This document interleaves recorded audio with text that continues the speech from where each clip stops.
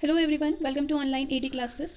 आज के इस सेशन में हम industrial relations and labour law के 90 क्वेश्चंस को 90 एमसीक्यूज को कवर करने वाले हैं। इसके साथ ही सबसे पहले हम 2012, 15 और 17 में जो specially industrial relations and labour law से जो क्वेश्चन पूछे गए थे उन क्वेश्चन को कवर करेंगे। तो वीडियो को आप लास्ट तक देखिएगा, बहुत ज़्यादा इंपॉर्टेंट सेशन होगा ये। पहले हम क्वेश्चन को देखते हैं जो प्रीवियस ईयर में पूछे गए थे industrial relations and labour law से। उसके बाद हम एमसीक्यूज को कवर करेंगे। इससे आपके अच्छे खासे रिवीजन हो जाएंगे और प्रीवियस ईयर का क्वेश्चन देखने से आपको अनुमान हो जाएगा।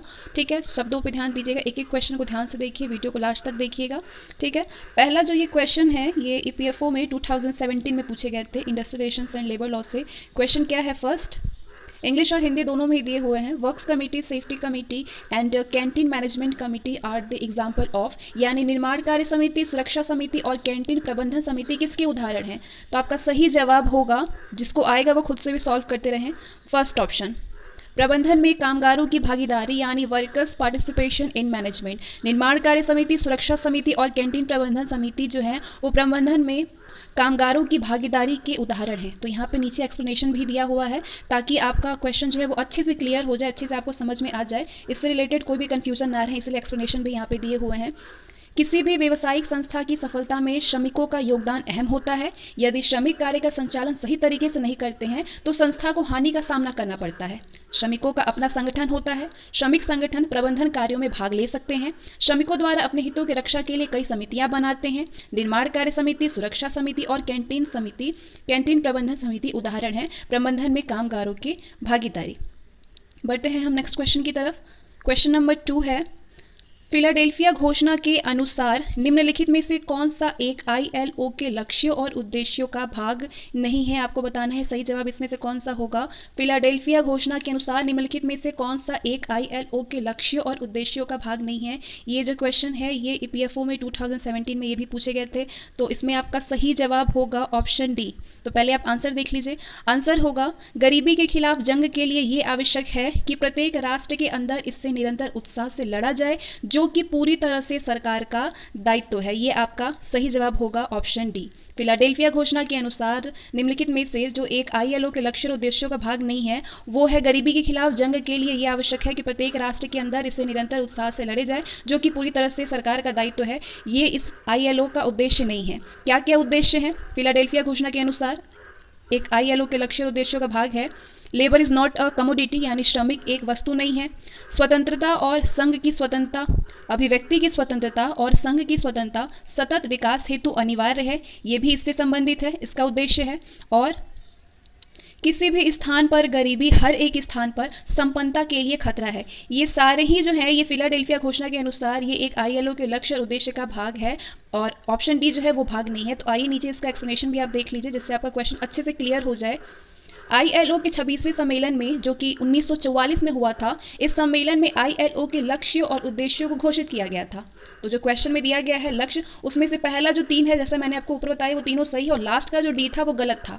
सही उद्देश्य है अभाव के खिलाफ युद्ध, प्रत्येक देश के भीतर सतत और ठोस अंतर्राष्ट्रीय प्रसारण और बेदर्द ताकत है, जिसमें कि कर्मचारियों और नियोक्ताओं तथा सरकार के लोगों के साथ बराबरी के दर्ज का आनंद लेने के लिए सरकार के साथ शामिल हो। चलिए बढ़ते हैं नेक्स्ट क्वेश्चन की तरफ। अगला जो प्रश्न है ये भी ईपीएफओ में 2017 में पूछे गए थे, 2017 में पूछा गया था ये। थर्ड क्वेश्चन है, रॉबर्ट हॉक्सी के द्वारा चिन्हित संघवाद के 5 कार्यमूलक प्रकार में से निम्नलिखित में से कौन सा एक अपवाद है? इसमें से कौन सा एक अपवाद है रॉबर्ट हॉक्सी के द्वारा चिन्हित संघवाद के 5 कार्यमूलक प्रकारों में से? तो आपका सही जवाब होगा ऑप्शन डी, इवोल्यूशनरी यूनियनिज्म, यानी विकासवादी संघवाद इसका अपवाद है। ठीक है, सही जवाब होगा विकासवादी संघवाद। तो आइए एक्सप्लेनेशन देख लेते हैं हम इसका। रॉबर्ट हॉक्सी के द्वारा चिन्हित जो 5 कार्य मूलक हैं वो है व्यापार संघवाद, क्रांतिकारी संघवाद, स्वार्थचालित संघवाद, अनुकूल संघवाद और निर्भरता संघवाद, यानी विकासवादी संघवाद इसमें नहीं है। तो सही जवाब आपका ऑप्शन डी होगा। इसमें क्या पूछा था कि इसमें कौन अपवाद है यानी कौन नहीं है, तो विकासवादी संघवाद इसमें नहीं है। बाकी आपका व्यापार संघवाद है, बिजनेस यूनियनिज्म है, प्रीडेटरी यूनियनिज्म है और रिवॉल्यूशनरी यूनियनिज्म है, यानी क्रांतिकारी संघवाद है, लेकिन विकासवादी संघवाद नहीं है। चलिए बढ़ते हैं नेक्स्ट क्वेश्चन की तरफ। क्वेश्चन नंबर 4, निम्नलिखित में से वो कौन सी एक प्रक्रिया है जिस ये भी देख सकते हैं आप, ईपीएफओ में 2017 में पूछे गए थे ये क्वेश्चन, 2017 में बहुत सारे क्वेश्चन आए हुए हैं इस तरीके से। निम्नलिखित में से कौन सी एक प्रक्रिया है जिसमें कि किसी औद्योगिक विवाद में शामिल कामगारों एवं नियोक्ताओं के प्रतिनिधियों को एक तीसरे व्यक्ति या व्यक्तियों के समूह के समक्ष एक साथ लिया जाता है और उसकी मध्यस्थता के द्वारा वे परस्पर संतोषजनक सहमति पर पहुंचते हैं? तो आपका सही जवाब होगा सुलह, कॉन्सिलिएशन। सुलह आपका सही जवाब होगा। चलिए आइए ऑप्शन की तरफ एक्सप्लेनेशन देख लेते हैं इसका। औद्योगिक विवाद अधिनियम 1997 के अनुसार कामगारों तथा नियोक्ताओं के बीच हुए विवाद का समाप्त करने के लिए एक मध्यस्थ कार्य करते हैं। इस विवाद की समाप्ति की दशा को सुलह यानी समझौता कहते हैं। तो सही जवाब आपका सुलह होगा। भारत में औद्योगिक विवाद अधिनियम 1947 के अंतर्गत 2 सुलह मशीनरी की स्थापना की गई है, सुलह पदाधिकारी और सुलह बोर्ड। 2 सुलह मशीनरी की स्थापना की गई है, सुलह पदाधिकारी और सुलह बोर्ड। सही जवाब होगा सुलह। ठीक है, ये एक प्रक्रिया है जिसमें कि किसी औद्योगिक विवाद में शामिल कामगारों एवं नियोक्ताओं के प्रतिनिधियों को एक तीसरे व्यक्ति या व्यक्तियों के समूह के समक्ष एक साथ लाया जाता है और उसकी मध्यस्थता के द्वारा वे परस्पर संतोषजनक सहमति पर पहुंचते हैं, वो है सुलह। चलिए बढ़ते हैं नेक्स्ट क्वेश्चन की तरफ। क्वेश्चन नंबर 5,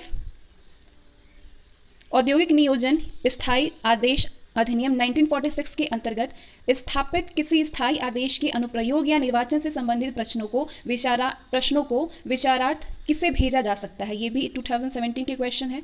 तो आपका सही जवाब होगा ऑप्शन सी, लेबर कोर्ट, श्रम न्यायालय। औद्योगिक नियोजन या स्थायी आदेश अधिनियम 1946 के अंतर्गत स्थापित किसी स्थायी आदेश के अनुप्रयोग या निर्वाचन से संबंधित प्रश्नों को विचारार्थ किसे भेजा जा सकता है? श्रम न्यायालय में भेजा जा सकता है। तो आइए इसका एक्सप्लेनेशन देख लेते हैं। औद्योगिक नियोजन या स्थायी आदेश 1946 के अंतर्गत किसी भी स्थायी आदेश के अनुप्रयोग के संबंधित प्रश्नों को विचार के लिए श्रम न्यायालय में भेजा जाता है। श्रम न्यायालय इस प्रश्न पर विचार करके आदेश पारित करती है। चलिए बढ़ते हैं नेक्स्ट क्वेश्चन की तरफ। क्वेश्चन नंबर 6, जिसको इंग्लिश में सॉल्व करनी है वो यहाँ पे पॉज करके क्वेश्चन को पढ़ सकते हैं। ऐसे संघ को क्या कहा जाता है जिसकी सदस्यता में बहुत से उद्योगों, रोजगार और शिल्पी में कार्य करने वाले कामगारों को शामिल किया जाता है? क्या कहते हैं उसको? जनरल यूनियन बोलते हैं, सामान्य संघ। आपका सही जवाब होगा सामान्य संघ। ये भी 2017 के क्वेश्चन है। एक्सप्लेनेशन देख सकते हैं आप यहाँ पे। ऐसे संघ जिसकी सदस्यता में बहुत से उद्योगों, रोजगारों एवं शिल्पकारी में कार्य करने वाले कामगारों को शामिल किया जाता है, उन्हें सामान्य संघ कहते हैं। सामान्य संघ किसी क्षेत्र की संपूर्ण कामगार जनसंख्या के हितों की रक्षा करने का काम करती है। सामान्य संघों के बनने की शुरुआत 19वीं सदी के पूर्वार्ध में ब्रिटेन में हुई थी। नेक्स्ट क्वेश्चन, क्वेश्चन नंबर 7, औद्योगिक संबंधों का निम्नलिखित में से कौन सा एक परिप्रेक्ष्य इस परिकल्पना पर आधारित है कि दोनों ही दल आर्थिक, मजदूरी और लाभ, दोनों ही दल आर्थिक और साथ ही साथ राजनीतिक यानी नियंत्रण शक्ति के लिए प्रयास करते हैं और उनके पास अवसर होता है? तो आपका सही जवाब होगा ऑप्शन ए, बहुवादी परिप्रेक्ष्य। ये भी क्वेश्चन आप देख सकते हैं 2017 में पूछे गए थे। बहुवादी परिप्रेक्ष्य इसका सही जवाब होगा। तो आइए आंसर देख लेते हैं। एक्सप्लेनेशन, औद्योगिक संबंधों में बहुलवादी परिप्रेक्ष्य किसी भी संगठन को विभिन्न हित समूहों के समूह के रूप में देखता है। ये इस परिकल्पना पर आधारित है कि दोनों ही दल, प्रबंधक और मजदूर दल, दोनों ही दल आर्थिक और राजनीतिक शक्ति को अपने हित में मोड़ने का प्रयास करते हैं। नेक्स्ट क्वेश्चन, अगला जो प्रश्न है ये भी 2017 में पूछे गए थे। क्वेश्चन है, न्यूनतम मजदूरी अधिनियम 1948 के अंतर्गत केंद्रीय सरकार द्वारा स्थापित केंद्रीय सलाहकार बोर्ड के अध्यक्ष के रूप में निम्नलिखित में से किसे नियुक्त किया जा सकता है? तो आपका सही जवाब होगा बोर्ड के निर्दलीय सदस्यों में से कोई एक, one of the independent members of the board. Right answer is option A. तो आइए इसका एक्सप्लेनेशन देख सकते हैं। 2017 के प्रश्न है, न्यूनतम मजदूरी अधिनियम 1948 के अंतर्गत केंद्रीय सरकार के द्वारा संस्थापित केंद्रीय सलाहकार बोर्ड के अध्यक्ष का चुनाव बोर्ड के निर्दलीय सदस्यों में से किसी एक को चुना जाता है। इसका चुनाव बहुमत के आधार पर किया जाता है, जो कि कर्मचारियों और नियोक्ताओं के बीच समन्वय बनाए रखने में सहयोग करता है। नेक्स्ट क्वेश्चन, क्वेश्चन नंबर 9, जो कि 2017 में ये भी प्रश्न पूछे गए थे। डॉक्टर आयक्रोट का सूत्र किसके निर्धारण से संबंध रखता है? Dr. Eichert's formulas is associated with determination of। आपका सही जवाब होगा ऑप्शन बी, मिनिमम वेज यानी न्यूनतम मजदूरी। डॉक्टर आइक्रोट का सूत्र न्यूनतम मजदूरी के निर्धारण से संबंधित है। इसके अंतर्गत आवश्यकता आधारित मजदूरी निर्धारण पर मुख्य फोकस किया जाता है, जिसमें कि भोजन, आवास, वस्त्र व अन्य बिंदुओं पर ध्यान दिया जाता है। भारत में वेतन आयोग के द्वारा न्यूनतम मजदूरी निर्धारण में आयक्रोड फॉर्मूले का विशेष ध्यान रखा जाता है। भारत में वेतन आयोग के द्वारा न्यूनतम मजदूरी निर्धारण में आयक्रोड फॉर्मूले पर का विशेष ध्यान दिया जाता है। Next question number 10। गैर नगदी लाभ के रूप में चिकित्सा लाभ भारत में पहली बार किसके अंतर्गत प्रदान किया गया है? गैर नगदी लाभ के रूप में चिकित्सा लाभ भारत में पहली बार किसके अंतर्गत प्रदान किया गया है? आपका सही जवाब आपको मालूम है तो बताइए। Right answer is the employees state insurance act 1948, कर्मचारी राज्य बीमा अधिनियम 1948। आपका सही जवाब होगा ऑप्शन ए। ये भी ईपीएफओ में 2017 के क्वेश्चन है। एक्सप्लेनेशन देख सकते हैं आप। गैर नगदी लाभ कामगारों को कर्मचारी राज्य बीमा अधिनियम 1948 के तहत पहली बार दिया गया। कर्मचारियों को इसके लिए कार्ड बनवाना पड़ता है, जिसको कि ESI कार्ड कहते हैं, एम्प्लॉयज स्टेट इंश्योरेंस। इसके अंतर्गत चिकित्सा सेवा भी शामिल होता है। इसमें चिकित्सा हित लाभ उपलब्ध कराने का दायित्व राज्य सरकार का होता है। इसमें चिकित्सा हित लाभ उपलब्ध कराने का दायित्व किसके पास होता है? राज्य सरकार के पास होता है। नेक्स्ट क्वेश्चन, ये क्वेश्चन जो है ये 2012 में पूछे गए थे ईपीएफओ में 2012 में। यहाँ पे आप देख सकते हैं। 11वां क्वेश्चन है, निम्नलिखित में से कौन सा कर्मचारी भविष्य निधि एवं प्रकीर्ण उपबंध अधिनियम 1952 के अंतर्गत नहीं है? निम्नलिखित में से कौन सा कर्मचारी भविष्य निधि एवं प्रकीर्ण उपबंध अधिनियम 1952 के अंतर्गत नहीं है? क्षति प्रतिकर नहीं है। बाकी पेंशन है, भविष्य निधि है, जमा संबंध बीमा है, लेकिन क्षति प्रतिकर नहीं है। सही जवाब होगा ऑप्शन डी। एक्सप्लेनेशन आप देख सकते हैं। कर्मचारी भविष्य निधि और प्रकीर्ण उपबंध अधिनियम 1952 के अंतर्गत कर्मचारी भविष्य निधि, जमा संबंध बीमा और कर्मचारी पेंशन योजना आते हैं। क्षति प्रतिकर इसके अंतर्गत नहीं आते हैं। नेक्स्ट क्वेश्चन इज, अगला जो क्वेश्चन है ये भी 2012 में पूछे गए थे। यहाँ पे आप देख सकते हैं क्या है क्वेश्चन। कर्मकार प्रतिकर अधिनियम 1923 के बारे में निम्नलिखित में से कौन सा कथन सत्य है? कर्मकार प्रतिकर अधिनियम 1923 के बारे में बतानी है कि आपको कौन सा इसमें से जो स्टेटमेंट है, कथन जो है वो सही है। तो इसमें से बी सही है। इसका नाम 2009 में बदल करके कर्मचारी प्रतिकर अधिनियम हो गया था। ये इसमें सही है, बाकी जो है वो गलत है। ठीक है, कर्मकार प्रतिकर अधिनियम 1923 को 2009 में इसका नाम बदल करके कर्मचारी प्रतिकर अधिनियम हो गया है।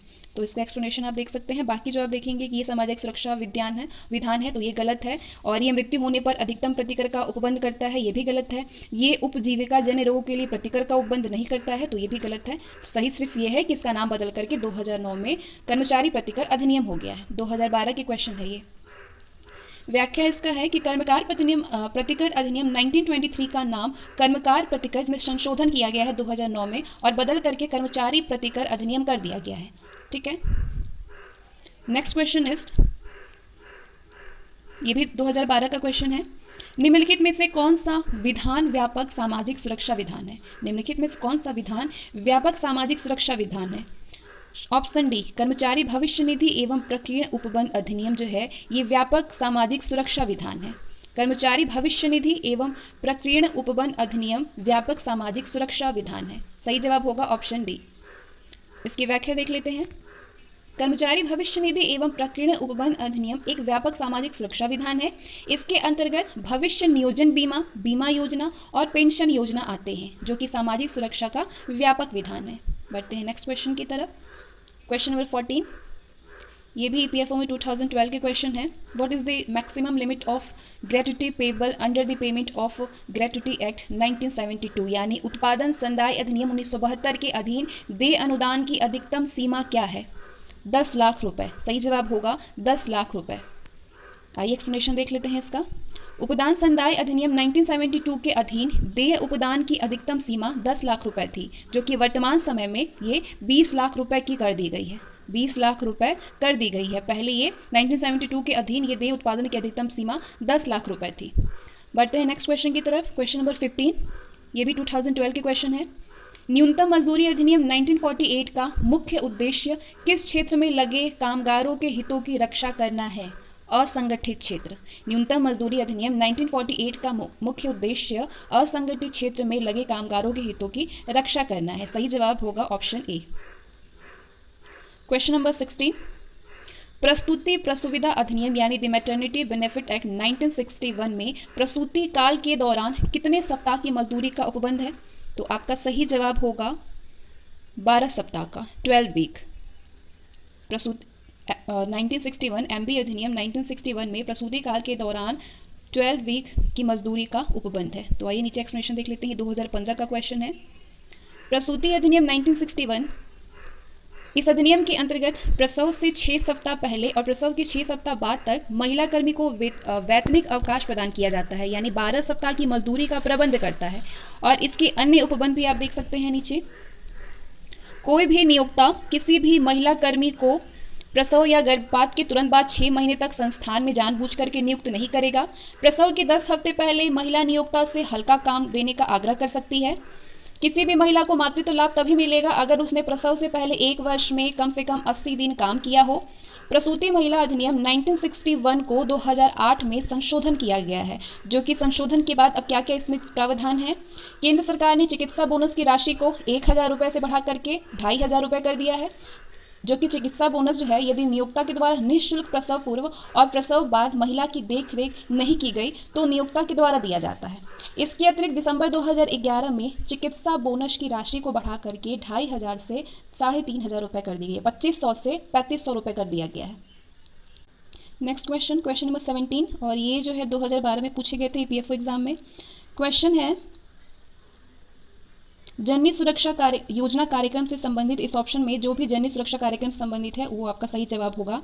तो इसमें आपका राइट आंसर होगा ऑप्शन ए, यानी पहला और दूसरा। संस्थानिक प्रसव को बढ़ावा देने का प्रयास करता है जननी सुरक्षा योजना कार्यक्रम, और प्रसव के खर्च को पूरा करने के लिए मां को आर्थिक सहायता उपलब्ध कराने का प्रयास करता है। ये दोनों ही सही होगा, जननी सुरक्षा योजना कार्यक्रम से संबंधित है। बाकी जो ये तीसरा है ये संबंधित नहीं है, यानी गर्भता और प्रसूति के कारण मजदूरी में हुई हानि के संभरण का प्रयास करता है, ये जननी सुरक्षा योजना से संबंधित नहीं है। तो आइए नीचे इसका एक्सप्लेनेशन देख लेते हैं। जननी सुरक्षा योजना संस्थानिक प्रसव को बढ़ाने का प्रयास करता है और प्रसव के खर्च को पूरा करने के लिए मां को आर्थिक सहायता उपलब्ध कराने का प्रयास करता है। बढ़ते हैं नेक्स्ट क्वेश्चन की तरफ। तो यहाँ ये 2012 में पूछे गए थे और पूरे जो है 17 क्वेश्चन थे जो कि 2015, 12 और 17 में पूछे गए हैं, जिसमें से 2012 और 2017 में सबसे ज़्यादा क्वेश्चन पूछे गए थे industrial relations and labour law से। तो चलिए आइए अब हम प्रैक्टिस सेट करते हैं, जिसमें कि एमसीक्यूज़ करते हैं, जिसमें कि अब आपको कंटिन्यू लगातार जो है 90 एमसीक्यूज़ मिलने वाले हैं। इससे आपकी रिविजन हो जाएंगे, प्रैक्टिस हो जाएंगे, और इसके साथ ही आपको अगर आते होंगे तो आप अपना आंसर खुद से अपने में करिएगा ताकि आपका खुद भी प्रैक्टिस होता रहे, ठीक है। और उसके बाद नंबर काउंट करिएगा आप कितने आंसर जो है वो सही कर पाए हैं। चलिए पहला क्वेश्चन है, भारत में औद्योगिक विधि शास्त्र का विकास कब हुआ है? भारत में औद्योगिक विधि शास्त्र का विकास कब हुआ है?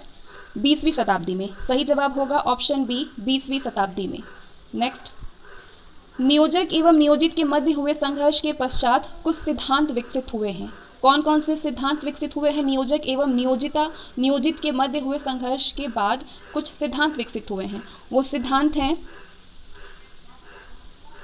कर्मकारों को एक संस्था बनाने का अधिकार, त्रिपक्षीय समझौता वार्ता, सेवा की शर्तों को और अधिक उपयुक्त बनाने हेतु सामूहिक सौदेबाजी करने का कर्मकारों को अधिकार, और अहस्तक्षेप से कल्याणकारी राज्य की दिशा में परिवर्तन। ये चारों ही जो है ये सिद्धांत विकसित हुए हैं, यानी आपका सही जवाब होगा ऑप्शन सी, पहला, दूसरा, तीसरा और चौथा, ठीक है। फिर से एक बार आप देख सकते हैं, नियोजक एवं नियोजिता के मध्य हुए संघर्ष के पश्चात कुछ सिद्धांत विकसित हुए हैं। वो सिद्धांत हैं, कर्मकारों को एक साथ एक संस्था बनाने का अधिकार, त्रिपक्षीय समझौता वार्ता, सेवा की शर्तों को और अधिक उपयुक्त बनाने हेतु सामूहिक सौदेबाजी करने का कर्मकारों को अधिकार, और अहस्तक्षेप के कल्याणकारी राज्यों की दिशा में परिवर्तन। बढ़ते हैं नेक्स्ट क्वेश्चन की तरफ। क्वेश्चन नंबर 3, श्रमिकों को आत्मविश्वासी बनाने हेतु त्रिपक्षीय श्रम नीति लगाया गया था। कब लगाया गया था? 1957 में। श्रमिकों को आत्मविश्वासी बनाने के लिए त्रिपक्षीय श्रम नीति 1957 में लगाया गया था। नेक्स्ट क्वेश्चन, भारत सरकार द्वारा त्रिपक्षीय श्रम नीति लाया गया, उस समय श्रम मंत्री कौन थे? श्री बीवी गिरी। भारत सरकार के द्वारा त्रिपक्षीय श्रम नीति लाया गया था, उस समय श्रम मंत्री थे श्री बीवी गिरी।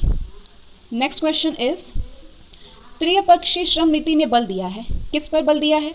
कर्मकारों को प्रबंध में भागीदार बनाने के लिए, कर्मकारों की शिक्षा के लिए और कर्मकार समिति तथा न्यूनतम मजदूरी के लिए। सही जवाब होगा ऑप्शन डी, उपर्युक्त सभी। ठीक है, एक बार क्वेश्चन और देख लीजिए। त्रिपक्षीय श्रम नीति ने बल दिया है किस पर? कर्मकारों को प्रबंध में भागीदार बनाने के लिए, कर्मकारों की शिक्षा के लिए, कर्मकार समिति तथा न्यूनतम मजदूरी के लिए। चलिए next question.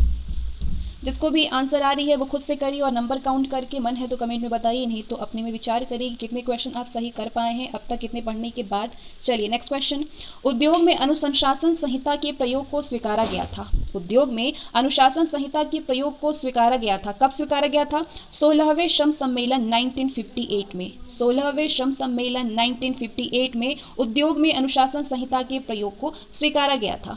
Next question is, bonus भुगतान अधिनियम संसद में पारित किया गया। कब पारित किया गया है? 1965 में। 1965 में बोनस भुगतान अधिनियम संसद में पारित किया गया। 1965 में बोनस भुगतान अधिनियम संसद में पारित किया गया। नेक्स्ट क्वेश्चन इज, उद्योग के अनुशासन संहिता में व्यवस्था की गई है। किसकी व्यवस्था की गई? बगैर सूचना के लिए हड़ताल या तालाबंदी ना करें। उद्योग के अनुशासन संहिता में बगैर सूचना दिए हड़ताल या तालाबंदी ना करें, इसकी व्यवस्था की गई। सही जवाब होगा ऑप्शन सी। Next question. भारतीय श्रम नीति के मुख्य अवयव हैं। अब बताइए कि भारतीय श्रम नीति के मुख्य अवयव कौन कौन से हैं इसमें से? सारे ऑप्शन पहले पढ़ लीजिए, उसके बाद जवाब दीजिए। न्याय ना दिए जाने पर कर्मकारों को शांतिपूर्ण ढंग से अपने विरोध को प्रकट करने का अधिकार, आपसी समझौता, सामूहिक सौदेबाजी एवं ऐच्छिक विवाचन को प्रोत्साहन देना, उचित मजदूरी मानदंडों एवं सामाजिक सुरक्षा को सुनिश्चित करना और कमजोर पक्ष को उचित उपचार दिलाने हेतु राज्य द्वारा हस्तक्षेप। सही जवाब बताइए क्या होगा आपका? सही जवाब होगा ऑप्शन डी, पहला, दूसरा, तीसरा, चौथा, सारे ही सही जवाब होंगे। यानी भारतीय श्रम नीति के मुख्य अवयव हैं न्याय ना दिए जाने पर कर्मकारों को शांतिपूर्ण ढंग से अपने विरोध को प्रकट करने का अधिकार, आपसी समझौता, सामूहिक सौदेबाजी एवं ऐच्छिक विवाचन को प्रोत्साहन देना, उचित मजदूरी मानदंडों एवं सामाजिक सुरक्षा को सुनिश्चित करना और कमजोर पक्ष को उचित उपचार दिलाने के लिए राज्य द्वारा हस्तक्षेप। नेक्स्ट क्वेश्चन इज, भारत में औद्योगिकरण का अर्थ किसके विकास से है? कारखाना पद्धति से है। भारत में औद्योगिकरण का अर्थ कारखाना पद्धति के विकास से है। सही जवाब होगा ऑप्शन बी। नेक्स्ट क्वेश्चन, ये इजी था। किसी भी देश में श्रम विधान आधारित होना चाहिए। किस पे होना चाहिए? किसी भी देश में श्रम विधान जो है वो सामाजिक न्याय पर आधारित होना चाहिए और सामाजिक साम्यता पर आधारित होना चाहिए। तो आपका राइट आंसर होगा ऑप्शन सी, यानी दोनों। किसी भी देश में श्रम विधान पारित होना सामाजिक न्याय और सामाजिक साम्यता दोनों ही होना चाहिए। ठीक है। नेक्स्ट क्वेश्चन इज, कर्मकार प्रतिकर अधिनियम पारित किया गया था। कब किया गया था? 1923 में। कर्मकार प्रतिकर अधिनियम 1923 में पारित किया गया था। नेक्स्ट क्वेश्चन इज, कर्मकार प्रतिकर अधिनियम 1923 के पारित होने के पूर्व तक किसी कर्मकार को उसके नियोजन के अनुक्रम में प्रतिकर नहीं दिया गया था, प्रतिकर नहीं दिया जाता था। कर्मकार प्रतिकर अधिनियम 1923 के पारित होने के पूर्व तक किसी कर्मकार को उसके नियोजन के अनुक्रम में प्रतिकर नहीं दिया जाता था दुर्घटना पे। आपका सही जवाब होगा दुर्घटना। नेक्स्ट क्वेश्चन इज, सामाजिक न्याय के सिद्धांत पर आधारित विधियों का उदाहरण है। सामाजिक न्याय के सिद्धांत पर आधारित विधियां हैं न्यूनतम मजदूरी अधिनियम, कारखाना अधिनियम और मजदूरी भुगतान अधिनियम। ये तीनों ही सही है, यानी ऑप्शन डी उपयुक्त सही आपका राइट आंसर होना चाहिए। नेक्स्ट क्वेश्चन, सामाजिक सुरक्षा के उपायों का महत्व क्या है? लोक कल्याणकारी राज्य के उद्देश्यों की पूर्ति की दिशा में महत्वपूर्ण कदम और कर्मकारों को इस योग्य बनाते हैं कि वे अपने काम और कौशल से अधिक सक्षम हो सके। तो आपका राइट आंसर होगा ऑप्शन सी, यानी ए और बी दोनों ही। सामाजिक सुरक्षा के उपायों का महत्व है लोक कल्याणकारी राज्य के उद्देश्यों की पूर्ति की दिशा में महत्वपूर्ण कदम उठाना और कर्मकारों को इस योग्य बनाते हैं कि वे अपने काम और कौशल से अधिक सक्षम हो सके। नेक्स्ट क्वेश्चन इज, सामाजिक बीमाकरण के मानदंडों यानी स्टैंडर्ड्स का सृजन करने का महत्वपूर्ण कार्य किया है। किसने किया है? अंतर्राष्ट्रीय श्रम संगठन के द्वारा किया गया है। सामाजिक बीमाकरण के मानदंडों का सृजन करने का महत्वपूर्ण कार्य अंतर्राष्ट्रीय श्रम संगठन ने किया है, के द्वारा किया गया है। नेक्स्ट क्वेश्चन, सार्वदेशिक रूप में स्वीकृत बुनियादी सिद्धांतों और सामाजिक सुरक्षा के सामान्य मानदंडों को स्वीकृति प्रदान की गई है। कब की गई है? सामाजिक सुरक्षा कन्वेंशन 1952। सार्वदेशिक रूप में स्वीकृत बुनियादी सिद्धांतों और सामाजिक सुरक्षा के सामान्य मानदंडों को स्वीकृति प्रदान की गई है सामाजिक सुरक्षा कन्वेंशन 1952 के अंतर्गत। नेक्स्ट क्वेश्चन इज कर्मचारी प्रतिकर अधिनियम 1923 लागू किया गया था। कब किया गया था? जुलाई 1924 में। जुलाई 1924 में कर्मचारी प्रतिकर अधिनियम 1923 लागू किया गया था। नेक्स्ट क्वेश्चन, कर्मकार प्रतिकर अधिनियम 1923 भारत के किस राज्य में नहीं लागू है? जम्मू कश्मीर में। कर्मकार प्रतिकर अधिनियम 1923 जम्मू कश्मीर में लागू नहीं है। नेक्स्ट क्वेश्चन, कर्मकार प्रतिकर अधिनियम 1923 लागू होता है किस पे?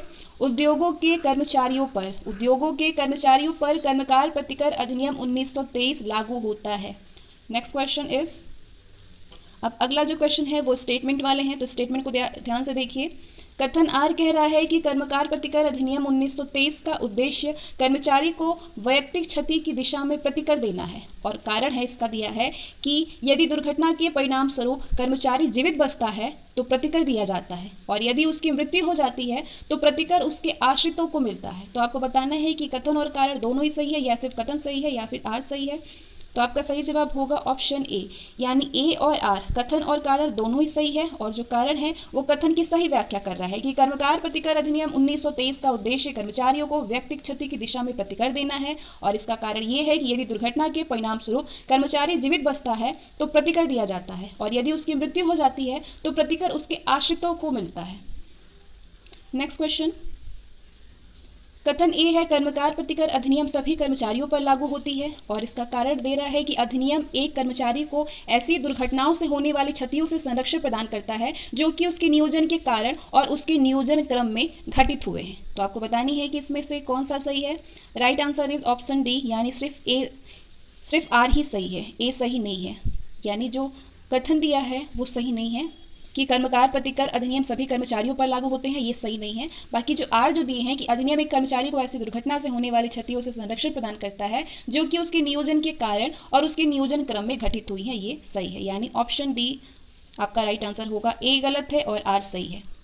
नेक्स्ट क्वेश्चन, कर्मकारों के नातेदारों में से किसे प्रथम श्रेणी में दावा प्रस्तुत करने का अधिकार है? विधवा, अवयस्क धर्मज, या दत्तक पुत्र या पुत्री तथा विधवा माता को। कर्मकारों के नातेदारों में से प्रथम श्रेणी में दावा प्रस्तुत करने का अधिकार है विधवा को, अवयस्क धर्मज या दत्तक पुत्र या पुत्री को, और विधवा माता को।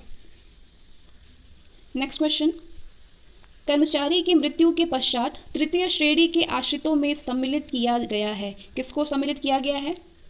माता पिता, जिसके अंतर्गत विधवा माता नहीं आती हैं, अवयस्क भाई या अविवाहित बहन या विधवा बहन यदि वो अवयस्क हैं, विधवा पुत्र वधू तथा पूर्व मृत्यु पुत्र की अवयस्क संतान, और अवयस्क दत्तक पुत्र तथा अविवाहिता दत्तक पुत्री, ये सारे ही जो हैं इसमें शामिल हैं। कर्मचारी की मृत्यु के पश्चात तृतीय श्रेणी के आश्रितों में ये चार ही जो ऑप्शन है वो शामिल होते हैं, यानी आपका राइट आंसर होगा ऑप्शन डी, पहला, दूसरा, तीसरा और चौथा। नेक्स्ट क्वेश्चन, कथन ए है कि दूसरी श्रेणी में एक ऐसा पुत्र या पुत्री सम्मिलित है जो कि 18 वर्ष की आयु प्राप्त कर चुके हैं किंतु जो कि शिथिलोंग हो गए हैं, और इसका कारण दे रहा है कि उसे उस कर्मकार की मृत्यु के समय उसके उपार्जनों पर पूर्णतः आश्रित भी होना चाहिए। तो इसका ए और आर यानी कथन और कारण दोनों ही सही है, और कारण जो है वो कथन की सही व्याख्या कर रहा है। ऑप्शन ए राइट आंसर होगा। नेक्स्ट क्वेश्चन इज, किसी न्यायालय ने रक्त संबंध भाई और सहोदर दोनों भाइयों को समान माना है। किस न्यायालय ने? मध्य प्रदेश उच्च न्यायालय ने। Right answer is option B, Madhya Pradesh उच्च न्यायालय। मध्य प्रदेश उच्च न्यायालय ने रक्त संबंध भाई और सहोदर दोनों भाइयों को समान माना है।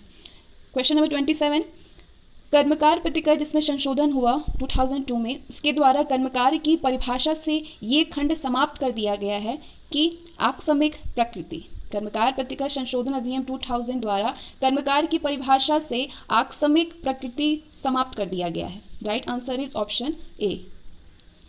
27 में से कितने आंसर आपके सही हुए काउंट करते रहिए आप। क्वेश्चन नंबर 28, कथन एन कारण। कथन ए है कि आकस्मिक प्रकृति के नियोजन का अर्थ है संयोगवश नियोजन या अनिश्चित समय के लिए नियोजन अथवा अनिश्चित परिस्थितियों में नियोजन, और इसका कारण दे रहा है कि ये एक ऐसा नियोजन है जो कि अवसर पर निर्भर करता है। ये संबंध में नियोजन में नियुक्त करने की कोई संविदा नहीं है। तो इसमें से कौन सा राइट आंसर होगा? ए और आर दोनों ही सही है और कथन की व्याख्या जो कारण है वो सही कर रहा है। आर जो है ए की व्याख्या सही कर रहा है। यानी आकस्मिक प्रकृति के नियोजन का अर्थ है संयोगवश नियोजन या अनिश्चित समय के लिए नियोजन अथवा अनिश्चित परिस्थितियों में नियोजन। इसका कारण ये है कि ये एक ऐसा नियोजन है जो कि अवसर पर निर्भर करता है। इस संबंध में नियोजन में नियुक्ति करने की कोई भी संविदा नहीं होती है। नेक्स्ट क्वेश्चन, कथन ए है कि यदि कोई कर्मकार किसी दुर्घटना से हुई क्षति के परिणाम स्वरूप किसी ऐसी शारीरिक खराबी से क्षतिग्रस्त हो जाता है जिससे कि उस कर्मकार को काम करने की शारीरिक क्षमता में तो कमी नहीं आती है, लेकिन वो क्षति उसे पूर्व की अपेक्षा बाजार में नियोजन पाने पर युक्ति संगत रूप में कुप्रभाव डालती है, ये कथन है। और इसका कारण ये दे रहा है कि उस समय कर्मकार पूर्ण निःशक्त माना जाएगा। तो आपका राइट आंसर होगा ऑप्शन डी, यानी ए सही है लेकिन आर जो है वो गलत है। कारण गलत दे रहा है, बाकी आपका जो कथन है वो सही है। नेक्स्ट क्वेश्चन, क्वेश्चन नंबर 30, कर्मचारी भविष्य निधि, परिवार पेंशन निधि और निक्षेप सहबद्ध बीमा निधि अधिनियम 1952 को कर्मचारी भविष्य निधि, परिवार पेंशन निधि और निक्षेप सहबद्ध बीमा निधि अधिनियम 1952 को किस वर्ष संशोधन कर परिवार पेंशन निधि के स्थान पर पेंशन निधि किया गया है? कौन से वर्ष में अमेंडमेंट किया गया है? 1996 में। 1996 में संशोधन किया गया है कर्मचारी भविष्य निधि, परिवार पेंशन निधि और निक्षेप सहबद्ध बीमा निधि अधिनियम 1952 को 1996 में संशोधन करके परिवार पेंशन निधि के स्थान पर पेंशन निधि कर दिया गया है। नेक्स्ट, कर्मचारी भविष्य निधि, परिवार पेंशन निधि और निरपेक्ष सहबद्ध बीमा निधि अधिनियम 1952 के द्वारा भारत के किस राज्य में नहीं लागू है? जम्मू कश्मीर में। कर्मचारी भविष्य निधि, परिवार पेंशन निधि और निक्षेप सहबद्ध बीमा निधि अधिनियम 1952 जम्मू कश्मीर में लागू नहीं है। अब अगला जो क्वेश्चन है वो है कथन और कारण वाले। कथन कह रहा है कि कर्मचारी भविष्य निधि अधिनियम का उद्देश्य कारखानों और अन्य संस्थापनों में कर्मचारियों को भविष्य निधि, पेंशन निधि और निक्षेप सहबद्ध बीमा निधि संबंधी सुविधा का उपबंध करता है। और इसका कारण दे रहा है कि नियोजन का ये प्रधान कर्तव्य है कि वो अपने कारखाने या स्थापन में नियोजित कर्मकारों के लिए भविष्य निधि योजना का सूत्रपात करे। तो कथन है और ये इसके कारण है। आपका राइट आंसर होगा कि कथन और कारण दोनों ही सही है और कारण जो है वो कथन की सही व्याख्या कर रहा है। ठीक है। नेक्स्ट क्वेश्चन इज, कर्मचारी भविष्य निधि संशोधन अधिनियम 1956 कम से कम कितने व्यक्ति से नियोजित कारखानों पर लागू होता है? 20। कर्मचारी भविष्य निधि संशोधन अधिनियम 1956 कम से कम 20 व्यक्तियों से नियोजित कारखानों पर लागू है। नेक्स्ट, इस अधिनियम को कब से चाय, कहवा, रबर, इलायची और पीपर के बागानों में नियोजित कर्मकारों पर भी लागू किया गया है? 30 अप्रैल 1957 को। 30 अप्रैल 1957 को चाय, कहवा, रबर, इलायची और पीपर के बागानों में नियोजित कर्मकारों पर भी लागू किया गया है। नेक्स्ट क्वेश्चन, अनुसूचित लोगों के किस कारखानों में इस अधिनियम को लागू करने के संबंध में किन शर्तों का पूरा होना आवश्यक है? अनुसूचित उद्योगों के किसी कारखाने में इस अधिनियम को लागू करने के संबंध में किन शर्तों को पूरा होना आवश्यक है? ऐसे किसी अधिष्ठान में 20 से कम व्यक्ति नियोजित किए गए हों, ऐसे किसी भी अधिष्ठान में 20 से कम व्यक्ति नियोजित किए गए हों और उस परिसर के किसी भाग में कोई विनिर्माण प्रक्रिया संचालित की जा रही हो जिसमें कि उस कारखाना का परिसर भी सम्मिलित हो जो कि व्यक्ति के द्वारा या बगैर शक्ति के चालित हो। ठीक है। तो ऑप्शन सी, ए और बी दोनों ही सही है, दोनों ही जो है वो सही है, दोनों ही शर्तें जो हैं वो लागू हैं। नेक्स्ट क्वेश्चन, किसी स्थापन के संबंध में केंद्रीय सरकार का तात्पर्य है किससे? किसी स्थापन के संबंध में केंद्रीय सरकार का तात्पर्य ऐसे स्थापन से है जो कि केंद्रीय सरकार का हो या उसके नियंत्रण में हो। कोई ऐसा स्थापन जो नियंत्रित उद्योग से हो और ऐसे स्थापन संबंध जिसके विभिन्न विभाग या शाखाएं एक से अधिक राज्य में हो। तो आपका ऑप्शन डी जो है उपर्युक्त सभी ये सारे ही सही होंगे। किसी भी स्थापन के संबंध में केंद्रीय सरकार का तात्पर्य ये तीनों ही ऑप्शन है। नेक्स्ट क्वेश्चन, किसी स्थापन में कर्मचारी भविष्य निधि और प्रकीर्ण उपबंध अधिनियम 1952 को लागू किए जाने के संबंध में किन शर्तों को पूरा होना आवश्यक है? स्थापन को किसी न किसी ऐसे उद्योग में लगा होना चाहिए जिससे कि अनुसूचित एक में विहित किया गया हो, अनुसूची एक में विहित किया गया हो। स्थापन को किसी न किसी ऐसे उद्योग में लगा होना चाहिए जिसे अनुसूची एक में विहित किया गया हो।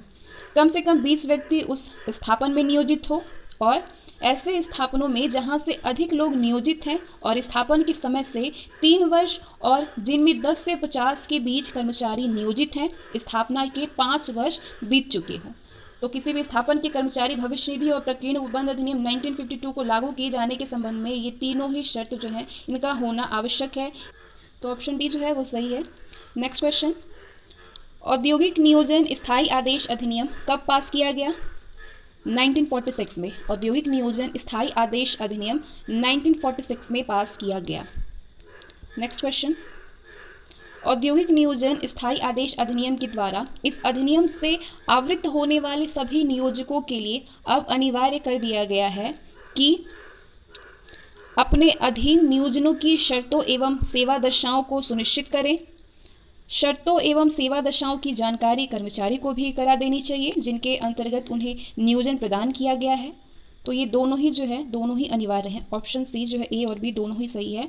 औद्योगिक नियोजन स्थायी आदेश अधिनियम के द्वारा इस अधिनियम से आवृत्त होने वाले सभी नियोजकों के लिए अब अनिवार्य कर दिया गया है कि अपने अधीन नियोजनों की शर्तें एवं सेवा दशाओं को सुनिश्चित करें, और शर्तों एवं सेवा दशाओं की जानकारी कर्मकारों को भी करा देनी चाहिए जिनके अंतर्गत उन्हें नियोजन प्रदान किया गया है। नेक्स्ट क्वेश्चन, औद्योगिक नियोजन स्थायी आदेश अधिनियम किस प्रकार के औद्योगिक संस्थापनों में लागू हैं? जो कि जम्मू और कश्मीर राज्य को छोड़कर भारत संघ में कहीं भी स्थित हो, जिनमें 100 या अधिक कर्मकारों को नियोजित किया गया है, और जिनमें कि पूर्ववर्ती 12 महीनों के किसी भी दिन 100 या अधिक कर्मचारियों को नियोजित किया गया हो। सही जवाब होगा ये तीनों ही, ऑप्शन डी उपयुक्त सभी।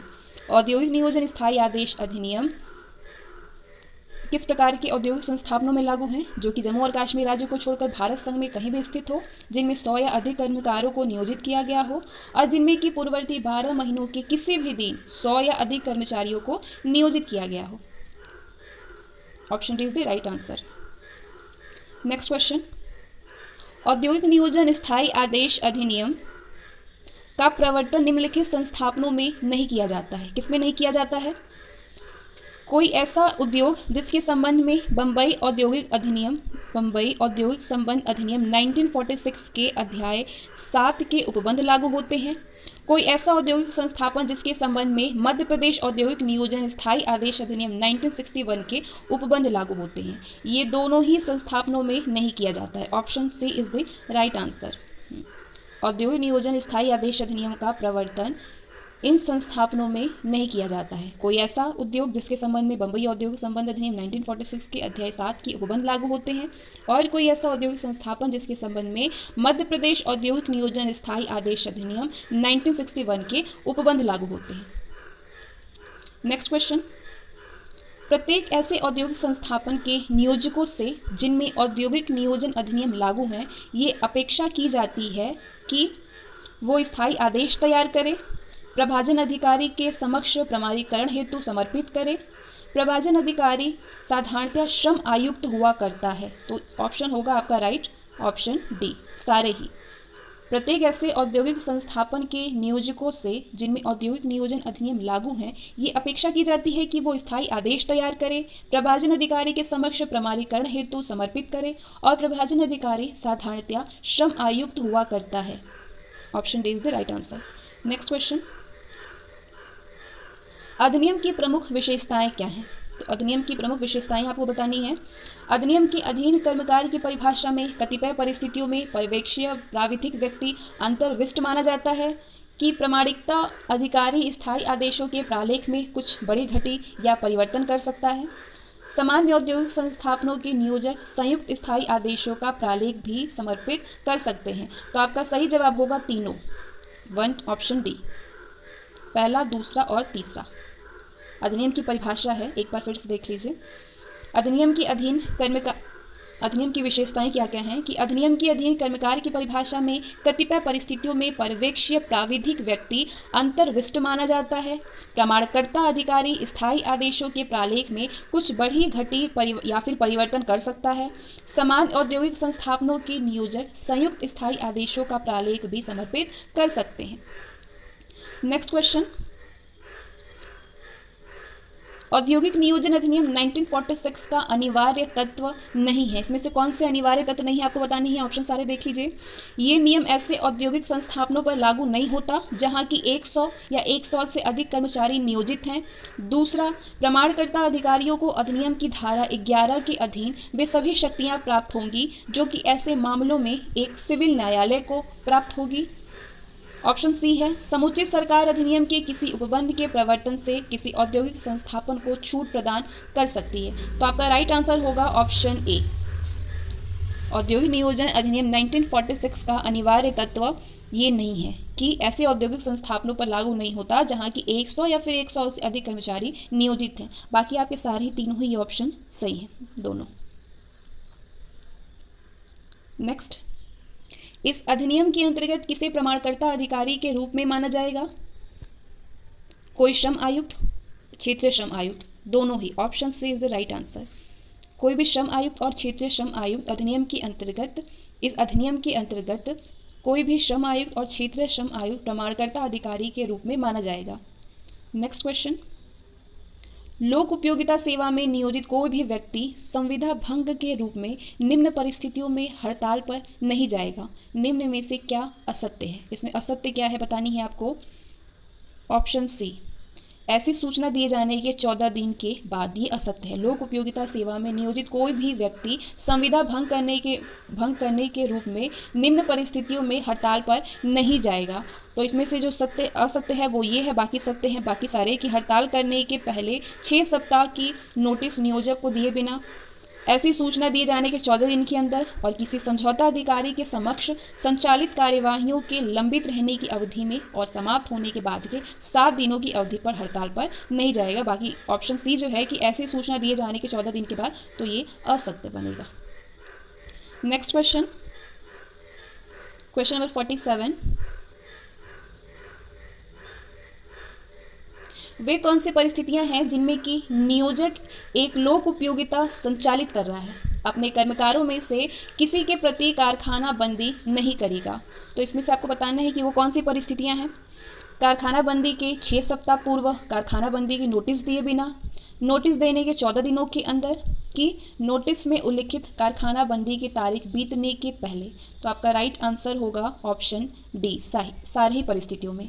ये तीनों ही जो परिस्थितियां हैं इनमें नियोजक एक लोक उपयोगिता संचालित कर रहा है, अपने कर्मकारों में से किसी के प्रति कारखाना बंदी नहीं करेगा। नेक्स्ट क्वेश्चन, वो धारा जिसके अंतर्गत बिना पूर्व नोटिस के तालाबंदी को अवैध माना गया है, वो धारा है धारा 24। धारा 24 इसके अंतर्गत बिना पूर्व नोटिस के तालाबंदी को अवैध माना जाता है। नेक्स्ट क्वेश्चन, नियोजक हड़ताल या कारखाना बंदी की सूचना उल्लिखित अधिकारी को देना अनिवार्य है। नियोजक हड़ताल या तालाबंदी की सूचना किन अधिकारियों को देना जरूरी होता है? उसी दिन जिस दिन हड़ताल की घोषणा की गई है। नियोजक हड़ताल या कारखाना बंदी की सूचना उसी दिन जिस दिन हड़ताल की घोषणा की गई है उसी दिन अधिकारी को देना अनिवार्य है। नेक्स्ट क्वेश्चन कथन और कारण वाले हैं ये। कथन ए है, हड़ताल की कोई नोटिस वहां आवश्यक नहीं होगी जहां की संबंधित लोक उपयोगिता सेवा में पहले से ही कारखाना बंदी अस्तित्व में है। और इसका कारण दे रहा है कि कारखाना बंदी की नोटिस वहां पे आवश्यक नहीं होंगी जहां की संबंधित लोक उपयोगिता सेवा में पहले से ही कारखाना बंदी अस्तित्व में है। तो आपका राइट आंसर होगा ऑप्शन बी। ए और आर दोनों ही अपनी अपनी जगह पे सही है, लेकिन आर जो है वो ए की व्याख्या नहीं कर रहा है। ठीक है, एक बार फिर से मैं बता देती हूँ दिया क्या है कि हड़ताल की कोई भी नोटिस वहां आवश्यक नहीं होगी जहां की संबंधित लोक उपयोगिता सेवा में पहले से ही कारखाना बंदी अस्तित्व में है, ये भी सही है। आर है कि कारखाना बंदी की नोटिस वहां पे आवश्यक नहीं होंगी जहां की संबंधित लोक उपयोगिता सेवा में पहले से ही कारखाना बंदी अस्तित्व में है। दोनों ही सही है, लेकिन आर ए की सही व्याख्या नहीं करता है।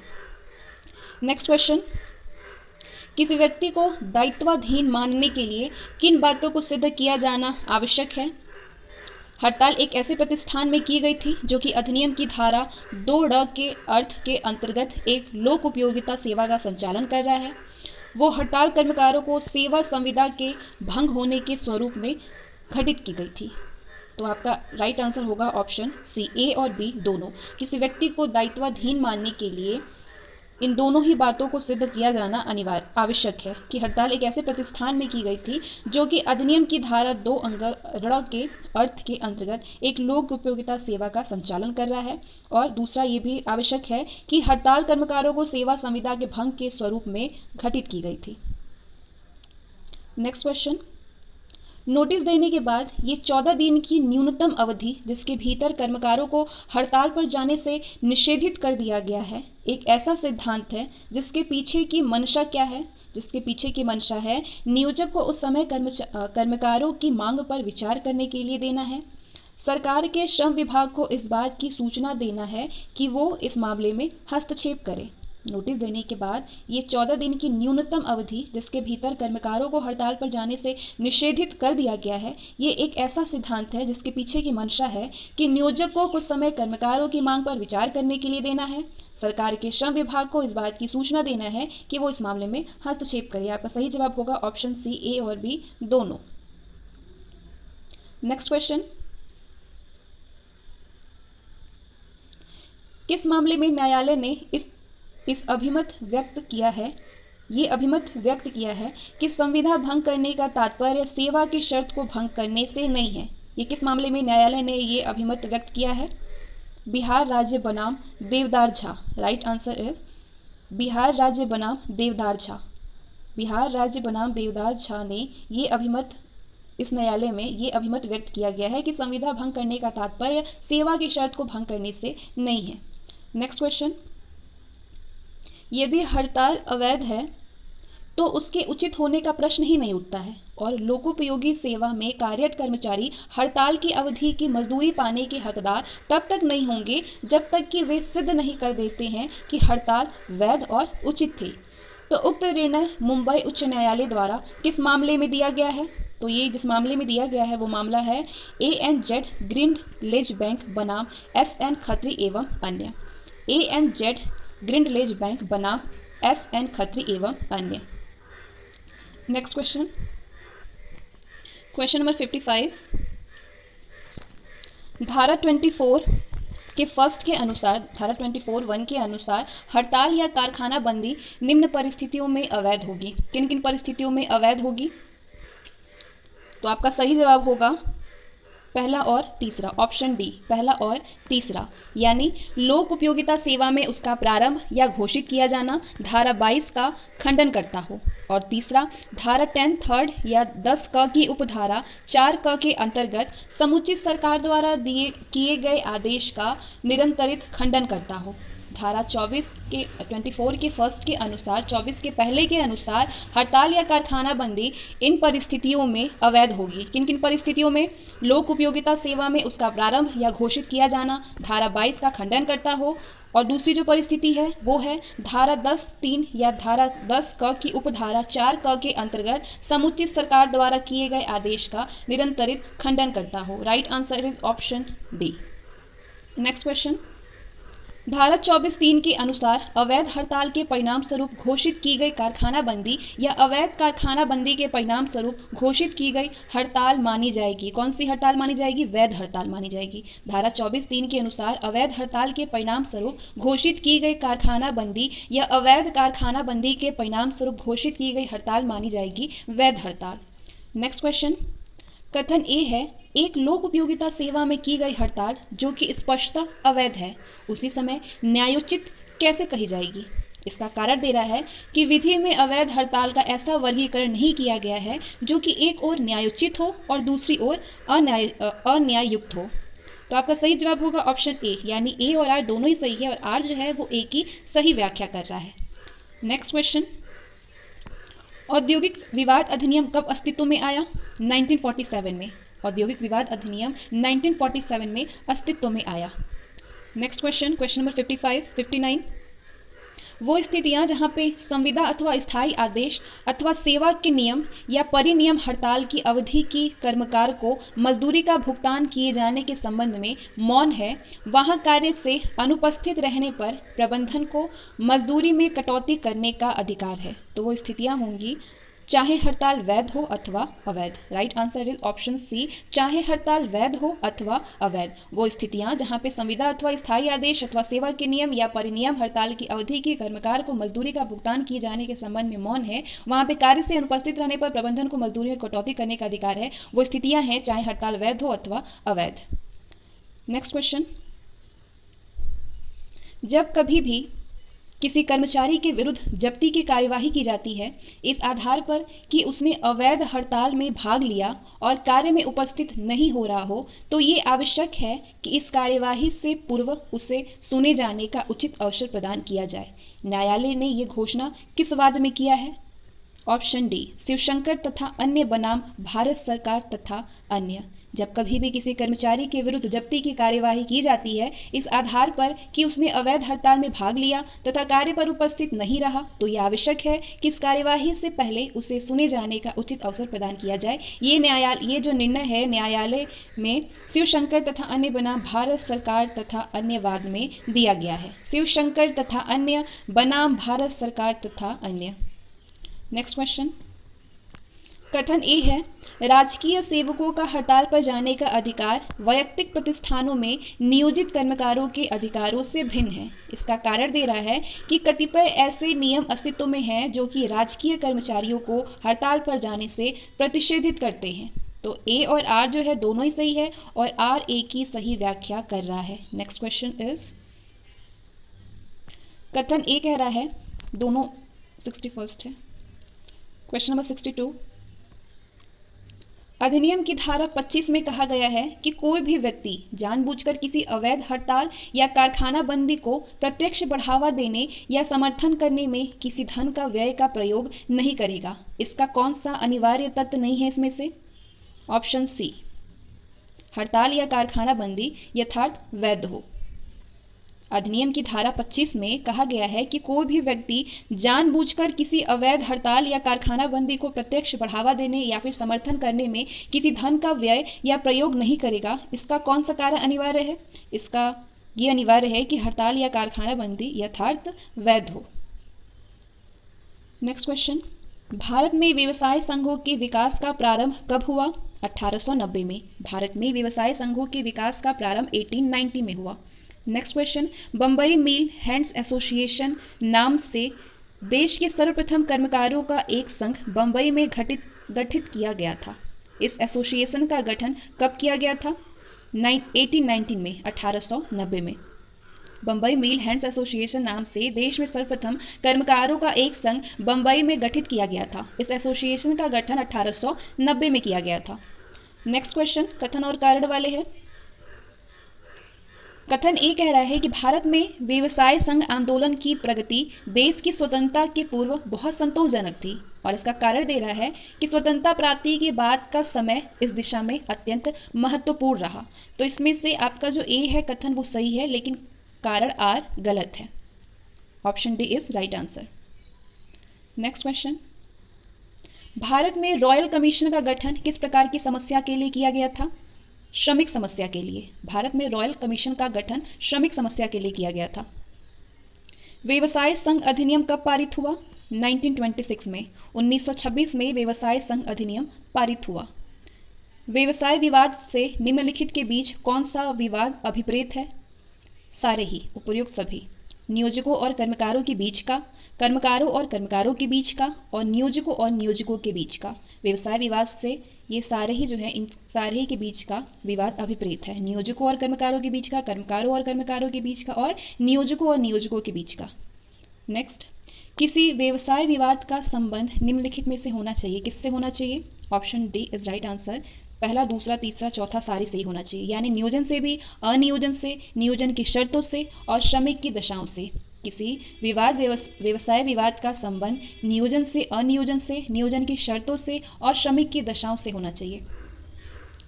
नेक्स्ट क्वेश्चन, सामूहिक सौदेबाजी का सिद्धांत अंतर्राष्ट्रीय श्रमिक संघ द्वारा मान्यता प्राप्त है। अंतर्राष्ट्रीय श्रमिक सम्मेलन में एक प्रस्ताव द्वारा सामूहिक अनुबंधों की बात स्वीकार की गई थी। वो सम्मेलन कब हुआ था? 1951 में। 1951 में यह सम्मेलन हुआ था। नेक्स्ट क्वेश्चन, अधिनियम की वो कौन सी धारा है जो केंद्रीय सरकार को प्राधिकृत करती है कि वो इस अधिनियम के अंतर्गत भविष्य निधि की प्रस्थापना करने के लिए कर्मचारी भविष्य निधि योजना तैयार करे? धारा 5।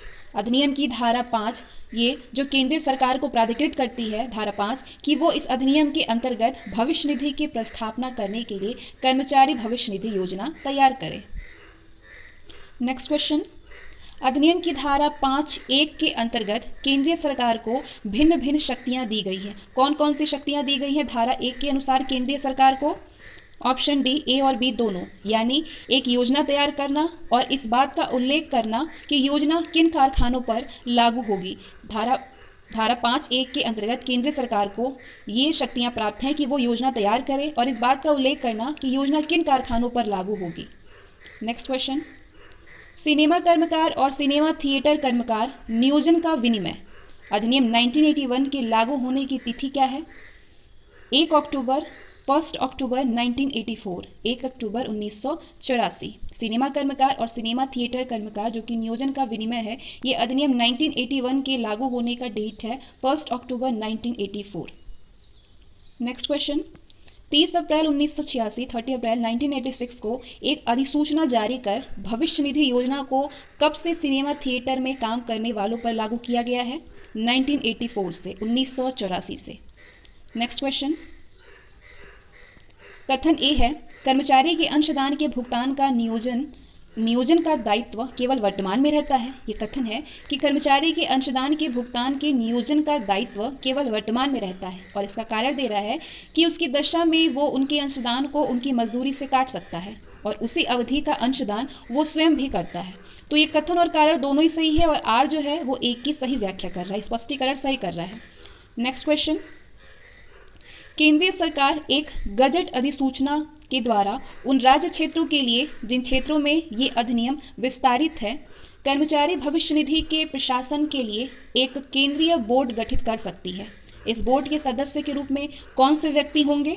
उपर्युक्त सभी, सारे ही व्यक्ति होंगे, यानी एक अध्यक्ष और उपाध्यक्ष जिसकी नियुक्ति सरकार के द्वारा की जाए, केंद्रीय भविष्य निधि आयुक्त पदेन और केंद्रीय सरकार द्वारा अपने अधिकारियों में से नियुक्त किए गए अधिक से अधिक 5 व्यक्ति, वो इस बोर्ड के सदस्य के रूप में व्यक्ति ये सारे होंगे। कौन कौन से?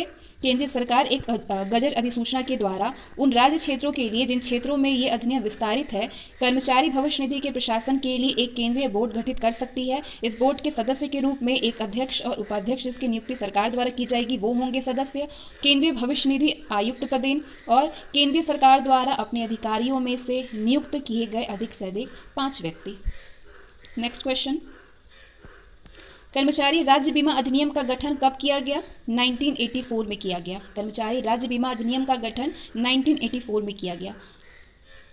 वीडियो यूजफुल हो तो इसको लाइक और शेयर भी करते रहिए। कर्मचारी राज्य बीमा निगम अपनी शक्तियों का किसी अन्य को प्रत्यायोजन किन दशाओं में कर सकता है? ऑप्शन डी, सभी में, जिसे कि निगम द्वारा किया जाना चाहिए। निगम के किसी भी पदाधिकारी या अधीनस्थ पदाधिकारी के नाम, ऐसे पदाधिकारी या प्राधिकारी द्वारा प्रत्यायोजित शक्तियों का प्रयोग निगम द्वारा निर्धारित की गई शर्तों के अध्ययन किया जाएगा। कर्मचारी राज्य बीमा निगम अपनी शक्तियों का किसी अन्य को प्रत्यायोजन किन दशाओं में कर सकता है? इन दशाओं में कर सकता है, जिसे कि निगम द्वारा किया जाना चाहिए। निगम के किसी भी पदाधिकारी या अधीनस्थ प्राधिकारी के नाम और ऐसे पदाधिकारी या प्राधिकारी द्वारा प्रत्यायोजित शक्ति का प्रयोग निगम द्वारा निर्धारित की गई शर्तों के अध्ययन किया जाएगा। क्वेश्चन नंबर 79, न्यूनतम मजदूरी अधिनियम कब बनाया गया? 1948 में। न्यूनतम मजदूरी अधिनियम 1948 में बनाया गया। अधिनियम का मुख्य उद्देश्य क्या है?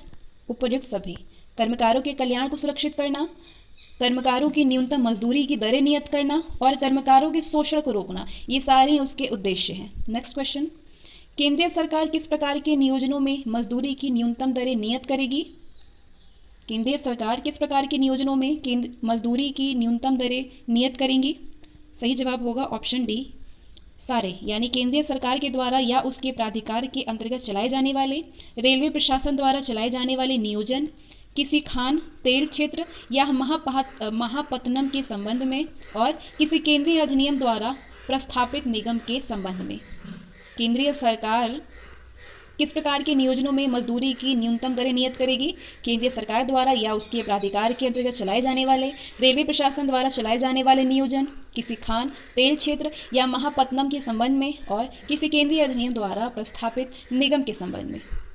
नेक्स्ट क्वेश्चन, कथन ए है, न्यूनतम मजदूरी की दरों को निर्धारित करने में इस बात पर मुख्य रूप से ध्यान दिया जाना चाहिए कि नियोजक मजदूरी अदा करने का सामर्थ्य रखता है या नहीं। और इसका कारण दे रहा है कि राज्य ये मानता है कि प्रत्येक नियोजक को अपने कर्मचारियों को न्यूनतम मजदूरी देना चाहिए। तो ए जो है वो गलत है, लेकिन आर जो है वो सही है, यानी option C is the right answer कि ए गलत है और आर सही है। नेक्स्ट क्वेश्चन, न्यूनतम मजदूरी की दरों के संबंध में ये अधिनियम निम्नलिखित व्यवस्थाएं करता है, इनमें से क्या सत्य नहीं है बतानी है आपको। तो जो सत्य नहीं है वो ऑप्शन ए है कि केवल कर्मकारों की भौतिक आवश्यकताओं की पूर्ति ही सुनिश्चित होना चाहिए, ये सत्य नहीं है। बाकी जितने ऑप्शन है वो सत्य है। क्या क्या सत्य है न्यूनतम मजदूरी की दरों के संबंध में? कर्मकारों के साथ उनके और उनके परिवार का भरण पोषण भी होना चाहिए, और कर्मकार के रूप में उनकी क्षमता का भी पोषण होना चाहिए। नेक्स्ट क्वेश्चन, कथन ए है कि न्यूनतम मजदूरी अधिनियम का कतिपय नियोजनों में, जिन्हें अधिनियम के अंतर्गत अधिसूचित किया जाएगा, न्यूनतम मजदूरी का निर्धारण करने के लिए अधिनियम किया गया है। और कारण दे रहा है कि न्यूनतम मजदूरी अधिनियम के प्रावधान सरकारी समितियों के कर्मचारियों पर भी लागू होंगे। तो आपका सही जवाब होगा ऑप्शन डी, यानी कारण गलत दे रहा है लेकिन ए सही है। ऑप्शन डी, आर गलत है और ए सही है। एक बार फिर से देख लीजिए, आर गलत है, ए सही है। ए क्या है? न्यूनतम मजदूरी अधिनियम का कतिपय नियोजनों में, जिन्हें अधिनियम के अंतर्गत अधिसूचित किया जाएगा, न्यूनतम मजदूरी का निर्धारण करने हेतु अधिनियम किया गया है, ये सही है। नेक्स्ट, किस वर्ष जिनेवा के अंतर्राष्ट्रीय श्रम सम्मेलन में न्यूनतम मजदूरी के प्रश्न पर एक ड्राफ्ट कन्वेंशन स्वीकार किया गया था? 1928 में। 1928 में जिनेवा के अंतर्राष्ट्रीय श्रम सम्मेलन में न्यूनतम मजदूरी के प्रश्न पर एक ड्राफ्ट कन्वेंशन स्वीकार किया गया था। नेक्स्ट क्वेश्चन, न्यूनतम मजदूरी अधिनियम में मजदूरियों की निम्न दरें नियत किए जाने का उपबंध है, इनमें से क्या सत्य नहीं है? ए सत्य नहीं है कि अधिकतम अवधि दर, बाकी सारे सही हैं। न्यूनतम मूल्य दर, प्रत्याभूति अवधि दर और अतिकाल दर। न्यूनतम मजदूरी अधिनियम में मजदूरियों की निम्न दरें नियत किए जाने का उपबंध है, इनमें से सत्य है न्यूनतम मूल्य दर, प्रत्याभूति अवधि दर और अतिकाल दर, लेकिन सत्य नहीं है अधिकतम अवधि दर। नेक्स्ट क्वेश्चन, इस अधिनियम के अंतर्गत मजदूरियों की न्यूनतम दरों में क्या नहीं सम्मिलित किया जा सकता है? ऑप्शन ए को सम्मिलित नहीं किया जा सकता है, यानी मजदूरियों की अधिकतम दर को सम्मिलित नहीं किया जा सकता है। इस अधिनियम के अंतर्गत मजदूरियों की न्यूनतम दरों में मजदूरियों की अधिकतम दर को सम्मिलित नहीं किया जा सकता है। बाकी आवश्यक पदार्थों के संबंध में दी गई छूट का नगद मूल्य सम्मिलित किया जा सकता है, और जीवन भत्ता का मूल्य भी सम्मिलित किया जा सकता है। नेक्स्ट क्वेश्चन, ये अधिनियम समुचित सरकार को किस बात के लिए प्राधिकृत नहीं करता है? अतिकाल मजदूरी के भुगतान की व्यवस्था ना करे। ये अधिनियम समुचित सरकार को अतिकाल मजदूरी के भुगतान की व्यवस्था ना करे, इस बात के लिए प्राधिकृत नहीं करता है। नेक्स्ट क्वेश्चन, न्यूनतम मजदूरी अधिनियम 1948 का विस्तार है संपूर्ण भारत में। Next question number 19 and last question, कथन ए है, न्यूनतम मजदूरी शब्द की परिभाषा इस अधिनियम में दी गई है। इसका कारण दे रहा है कि देश भर में सभी उद्योगों के लिए सामान्य मजदूरी का नियत किया जाना संभव है। ए और आर दोनों ही सही है, और आर ए की सही व्याख्या कर रहा है। न्यूनतम मजदूरी शब्द की परिभाषा इस अधिनियम में नहीं दी गई है, क्यों? इसका कारण है कि देश भर में सभी उद्योगों के लिए सामान्य मजदूरी का नियत किया जाना संभव है। तो इसी के साथ इस सेशन की भी समाप्ति होती है, और पूरे 90 क्वेश्चन थे, और इससे बहुत सारी चीज़ें आपकी कवर हो गई होंगी। क्वेश्चन भी आपने देख लिया होगा कि 2015, 12 और 17 में औद्योगिक संबंध और लेबर लॉ से, श्रमिक विधि से क्या क्या क्वेश्चन बने थे, कैसे कैसे क्वेश्चन बने थे। ठीक है, तो इसको 1 से 2 बार देखिए, रिवीजन करिए, और इसको लाइक और शेयर भी करिए। चैनल पर नहीं है तो सब्सक्राइब करके बेल आइकन को प्रेस कर दीजिए। मिलते हैं नेक्स्ट वीडियो में।